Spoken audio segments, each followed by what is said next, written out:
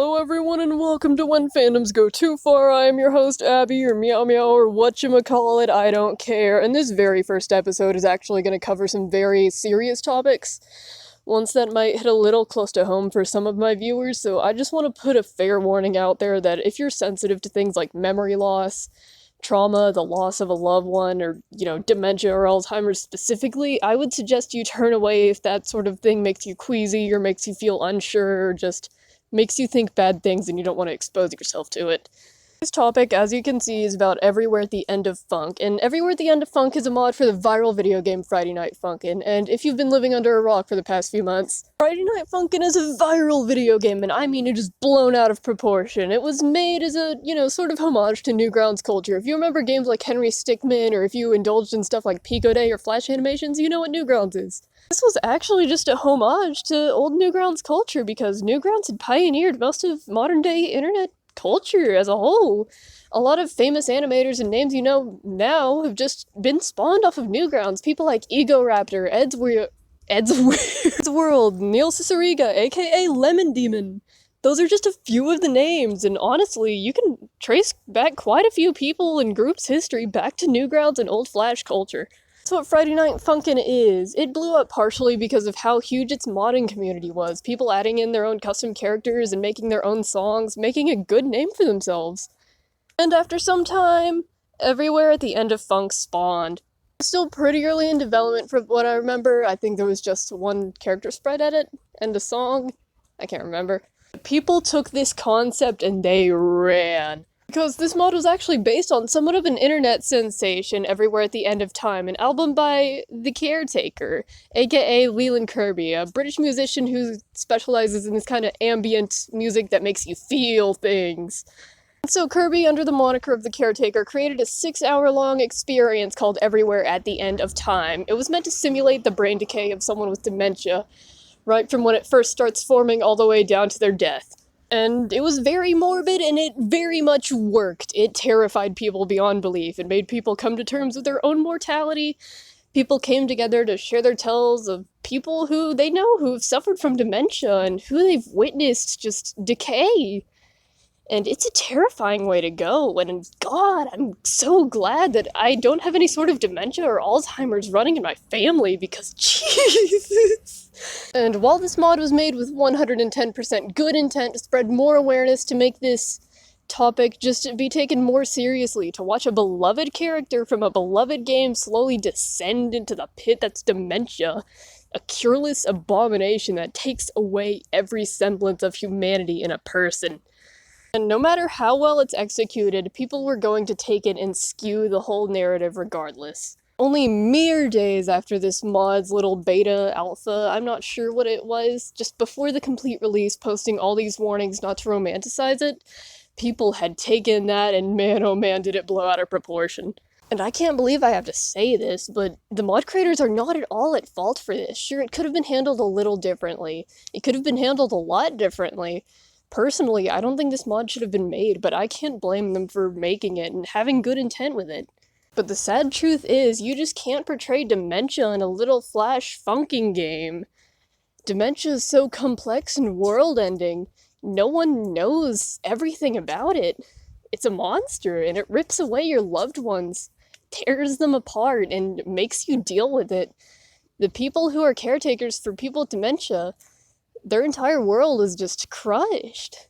They have to accommodate to their loved ones and slowly watch them go past the point of no return. And I'm sure it's painful. But the children who had found this mod, oh man, they had taken away a lot of the aspects that make dementia terrifying. The parts that make you realize that you're mortal, that this can happen to you and anyone you know.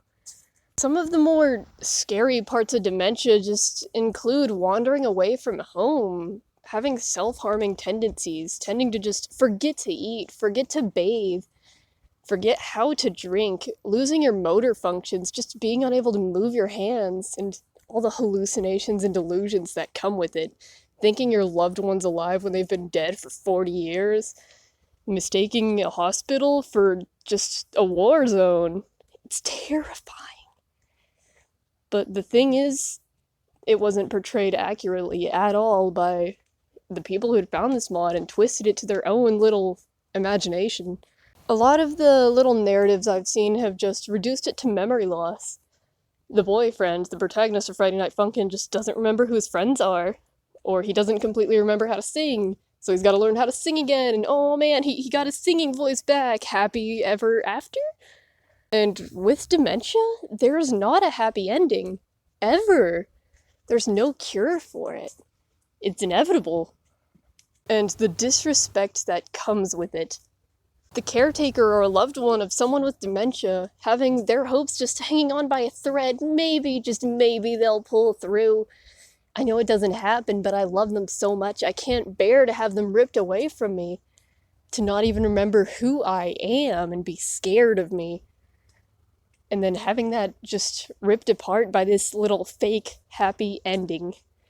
This little ending that claims that these people with dementia just forgot a little bit, they're a little clumsy, they're a little forgetful, they couldn't remember my name, but it's okay because power of friendship and love. Saying that these families didn't try hard enough. Because dementia's stressful. All the frustration that comes with it, sometimes you can't take it anymore and you leave them. You just can't bear to be around them, and it's not their fault. The guilt that comes with it, and seeing these happy endings, saying that they tried so hard, they stuck with him through the end, and they won, they got that happy ending they wanted, they got their beloved back, perfectly fine as if nothing happened. The world was not torn apart. And it disgusts me. And I've dwelled on this before, but I am so glad it's never affected any of my family ever on either side. But knowing that it could hit one of my friends or a coworker or someone I hold dear to me, even if they're not related to me by blood, that'll never go away. Dementia doesn't pick its victims, it takes them entirely, and it consumes everything around them. But the misinformation and the whole stigma being torn down, the new stigma being rebuilt, that they just forgot a little bit, they're a little forgetful, little old brain. No, it's so much more than that. And I know this isn't exactly more about fandoms, this is more about how it affects real people, because it does. This affects real people. Have you ever looked for dementia support? You look up dementia hashtags to see these grand stories, just little semblances of hope, tiny, tiny achievements. Knowing that one day, maybe they will find a cure.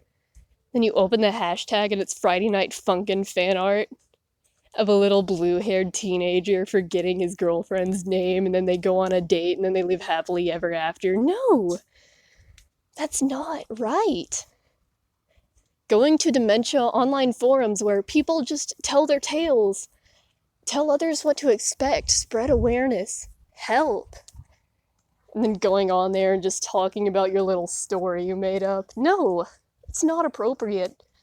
And I get that they're children, because children do stupid stuff. But you need to hold them accountable.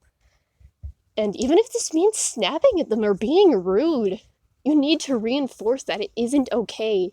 People will be hurt by their actions, and just because they're children doesn't mean they're exempt from it. Doesn't matter how young. You need to tell them what they're doing is wrong, or else it'll spread out of control and it's not okay. I cannot emphasize this enough.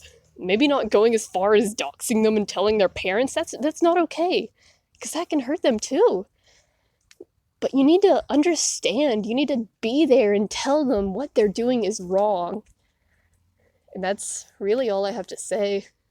That's it for Everywhere at the End of Funk. But I'm just gonna say, as this mod develops, I'm pretty sure it's still in development, but honestly, all I can ask of you, just don't go after the creator for this. They did have good intentions. They intended to create a story that was accurate, that depicted dementia accurately, and to make it terrifying. Like the real thing is. It's not a horror trope. It's a real monster that can come after any of you. And that's my closing statement. It's not an organized video, but It's telling you what I think, and I want to hear what you think too. The comments are open for discussion. If I find anything too problematic, I'll be deleting it. If I see anything that's really insightful, if you have tales about dementia yourself, I'll heart the comment. If you see a comment with a heart on it, that's just an insightful take. I think you should read it. And that's really all I have to say. So, this is Meow Meow 637 signing out. I'll catch you guys eventually. Bye.